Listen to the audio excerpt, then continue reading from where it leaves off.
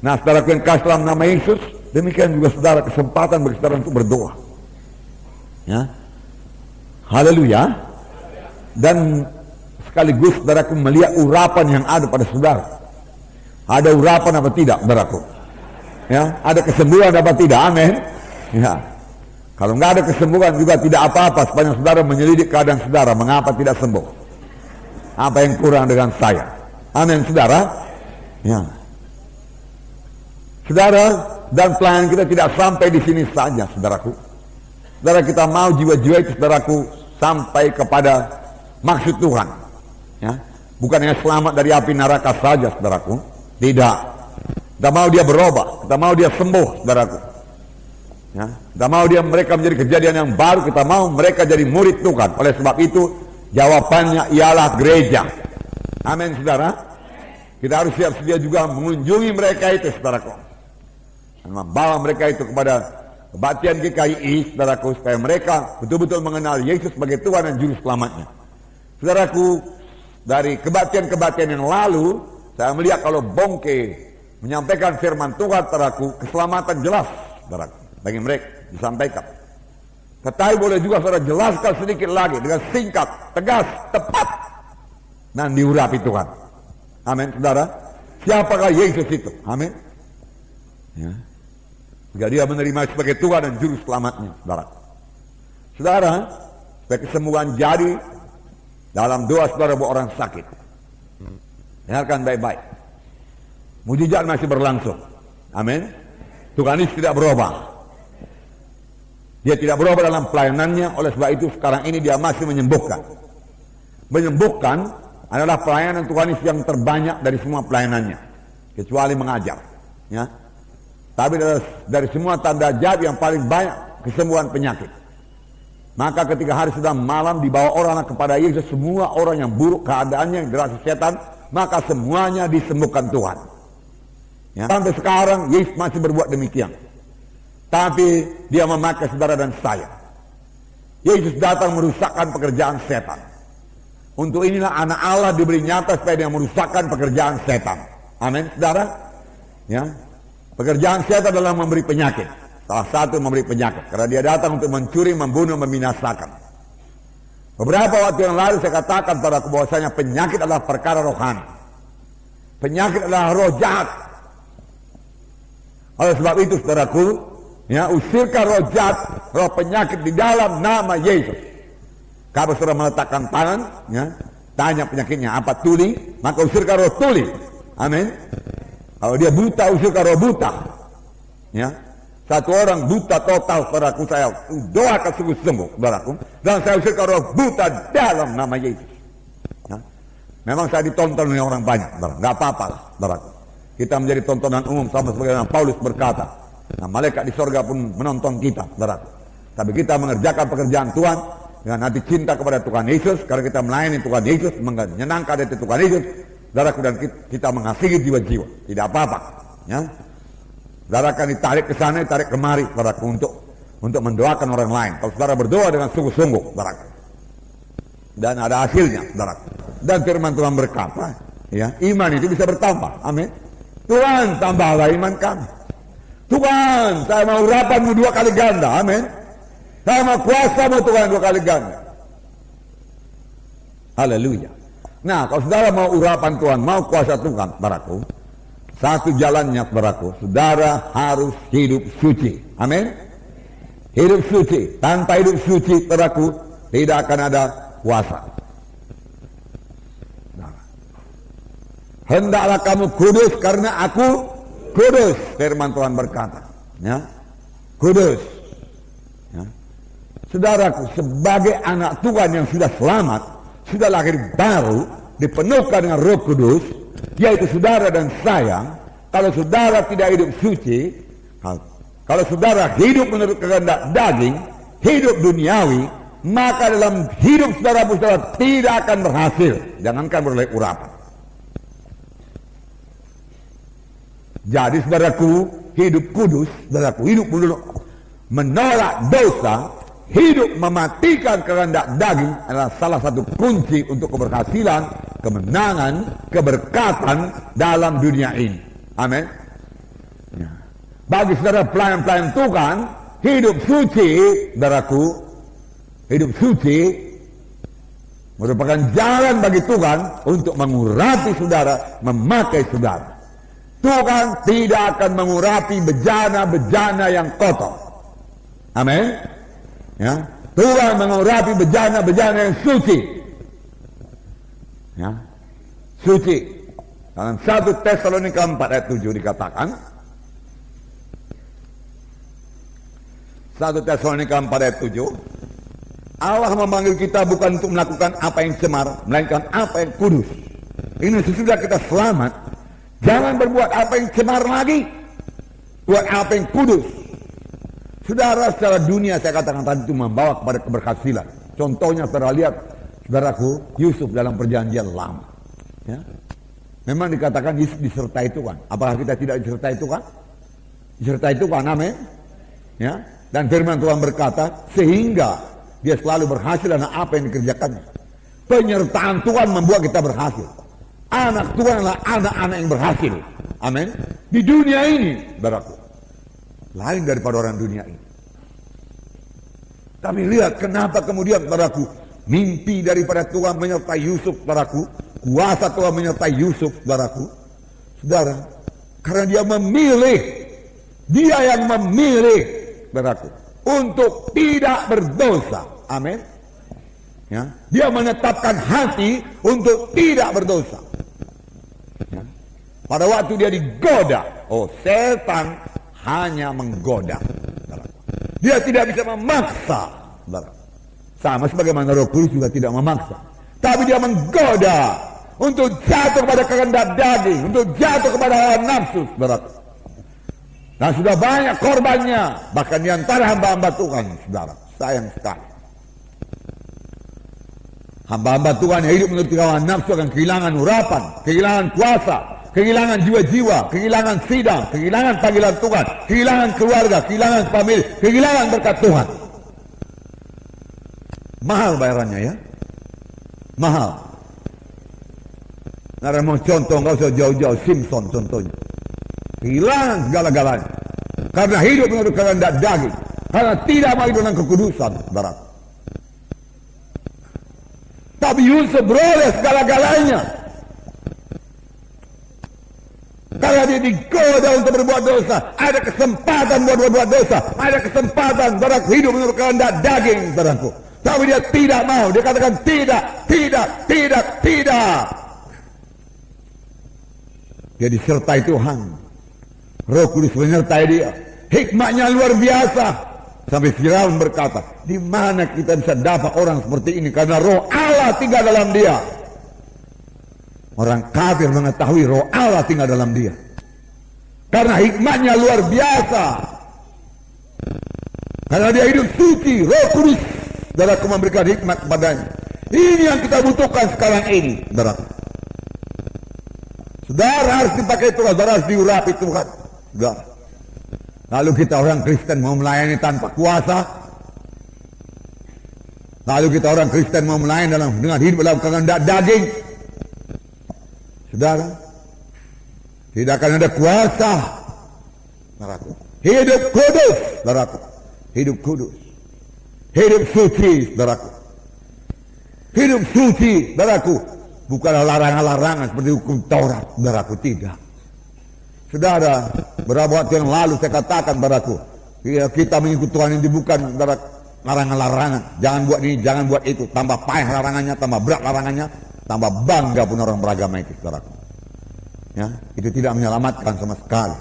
Tetapi hidup kudus, yaitu hidup menurut pimpinan Roh Kudus yang berkata-kata dalam hati saudara. Amin. Karena seberapa banyak anak-anak Tuhan yang dipimpin oleh Roh Kudus, Roh Kudus berkata kepadanya, saudaraku, dan dia mematuhinya, saudaraku, melaksanakannya, saudaraku, dengan menyangkal diri, menyangkal diri. Saudara, semua kita ini punya kehendak daging, semua kita ini punya manusia lama. Dan firman Tuhan berkata, jika kamu hidup menurut kehendak daging, kamu akan mati. Kalau begitu bisa kau luput dari keselamatan? Bisa. Saudara berkata, saya sudah lahir baru, betul, saudara sudah lahir baru. pada waktu lahir baru, roh saudara yang dahulu mati jadi hidup. Saudara, tapi roh saudara itu hidup. Satu kehidupan di dalam yang dikungkung oleh kehendak daging. Saudara, ya. Yang dikungkung oleh kehendak daging dan kemudian dikungkung oleh manusia lama atau kehendak daging. Dan orang yang baru selamat itu sudah sangat terbiasa melakukan kehendak daging. Itu sebabnya Tuhan memberikan lagi Roh Kudus limpah, membaptis dengan Roh Kudus, saudaraku. Maksud Tuhan supaya dia bebas daripada kehendak dagingnya itu, saudara. Supaya dia bisa melawan kehendak dagingnya itu.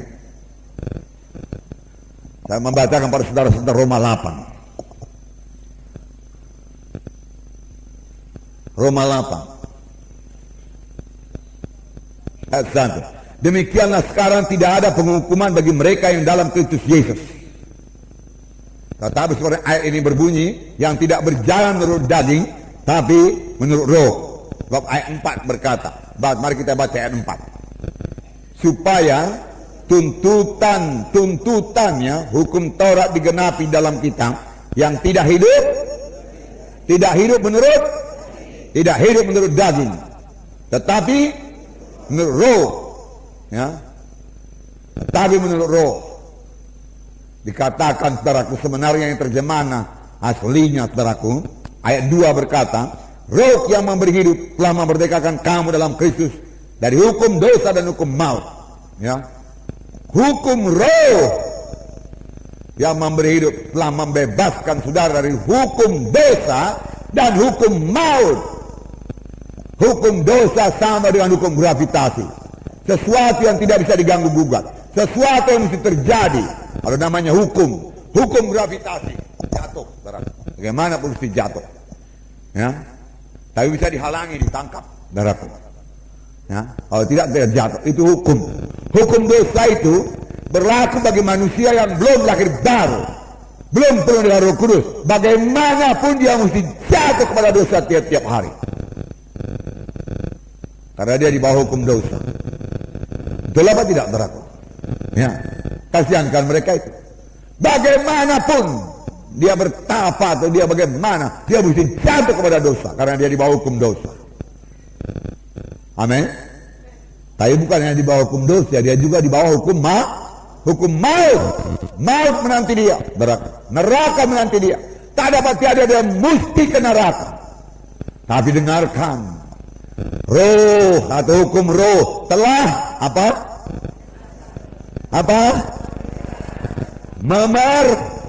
Memerdekakan, ya, memerdekakan. Hukum roh memerdekakan. Katakan, memerdekakan saya dari hukum dosa dan hukum maut. Saya tidak di bawah hukum dosa, saya tidak diperbudak hukum maut. Saya sudah merdeka. Haleluya. Apakah artinya ini? Kalau saudara dahulu mesti hidup menurut kehendak daging, sekarang saudara bisa merdeka kalau saudara mau menyangkal diri. Kalau saudara mau menyangkal diri, dengan mudah saudara merdeka dari bujukan setan, dari bujukan hawa nafsu, saudara, dari bujukan untuk berbuat jahat. Dengan mudah saudara bisa merdeka, karena hukum roh telah memerdekakan saudara. Lawan dosa dalam nama Yesus, hidup suci dalam nama Yesus. Amin, saudara. Ya, nah, saudara boleh hidup suci. Hendaklah kamu kudus karena kudus. Kamulah bangsa pilihan Tuhan, supaya kamu memberitakan, ya, kebaikannya. Jadi secara kesucian, saudaraku, harus jadi bagi tiap-tiap anak-anak Tuhan. Anak-anak Tuhan harus hidup suci. Hidup suci merupakan gaya hidup, cara hidup. Berjalan dalam roh merupakan cara hidup tiap anak-anak Tuhan. Berjalan dalam roh merupakan cara hidup tiap anak-anak Tuhan. Amin. Ya. Nah, Tuhan memberikan, saudaraku, kuasa kepada kita. Dalam ayat 9 saya bacakan, ya, Roma 8 Tetapi kamu tidak hidup dalam daging, melainkan dalam roh. Jika memang roh Allah diam dalam kamu. Tetapi jika orang tidak memiliki roh Kristus, ia bukan milik Kristus. Belum selamat, bukan milik Kristus.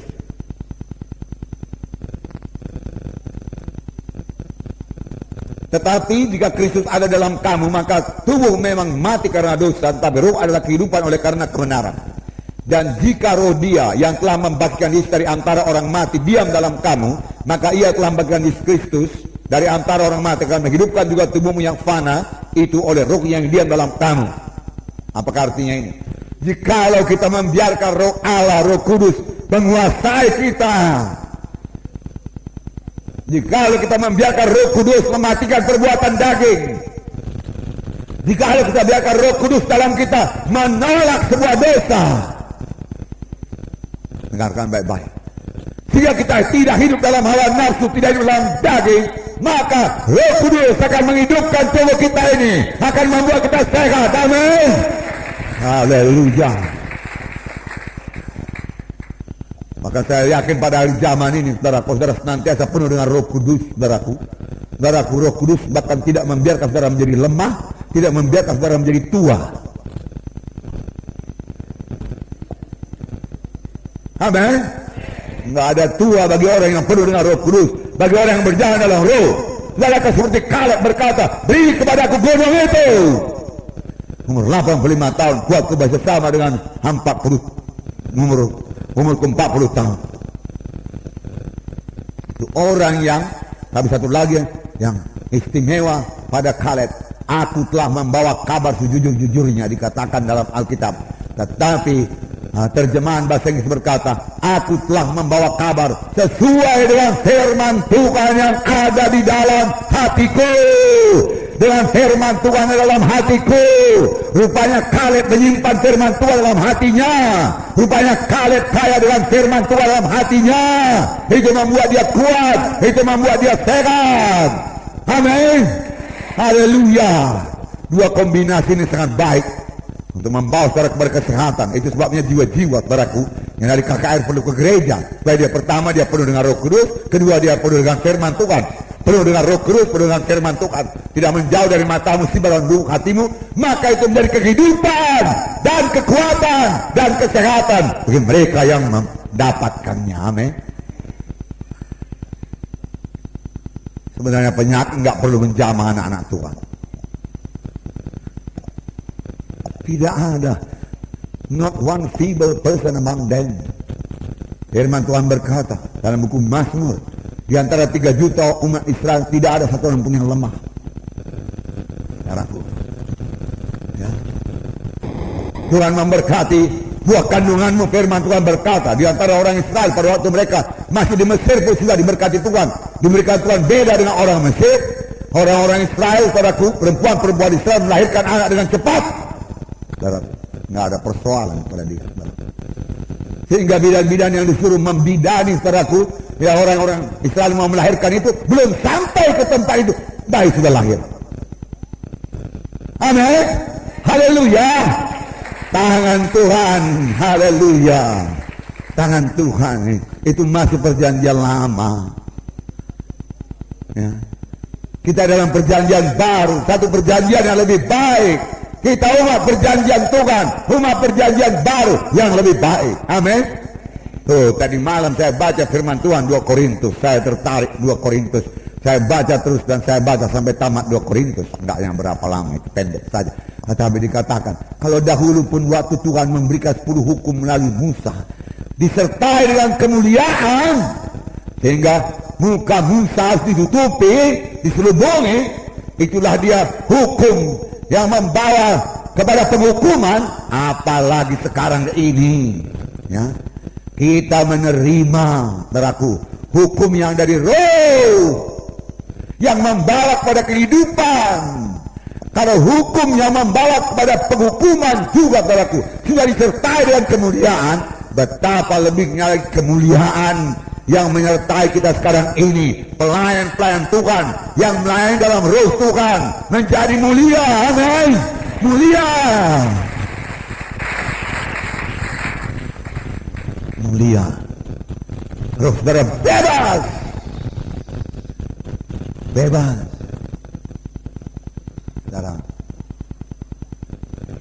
Saudara lihat di lapangan itu, saudara, banyak orang rohnya tidak bebas, betul? Kasihankan mereka. Ya. Haleluya. Haleluya. Nah, saudaraku, satu ayat lagi.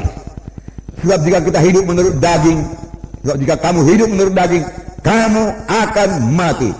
Tetapi jika oleh roh kamu mematikan perbuatan tubuhmu, kamu akan hidup.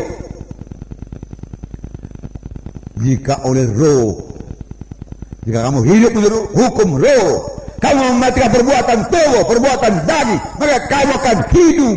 Hidup yang menang, hidup yang bersekutu dengan Tuhan, hidup yang dipimpin Roh Kudus, hidup yang bersuka dalam Tuhan, hidup yang bersekutu dengan Tuhan, hidup yang dipimpin Roh Kudus, hidup yang mendengar suara Tuhan, hidup yang diurapi Tuhan, hidup yang mengerti menyambut Tuhan, hidup yang diberkati Tuhan, hidup yang berhasil dalam pimpinan Roh Kudus, dalam tunduk kepada Roh Kudus. Haleluya, saudara. Malam ini saudara berjalan dalam roh Tuhan, saudara, sejati tidak bisa menjamah, saudara. Haleluya.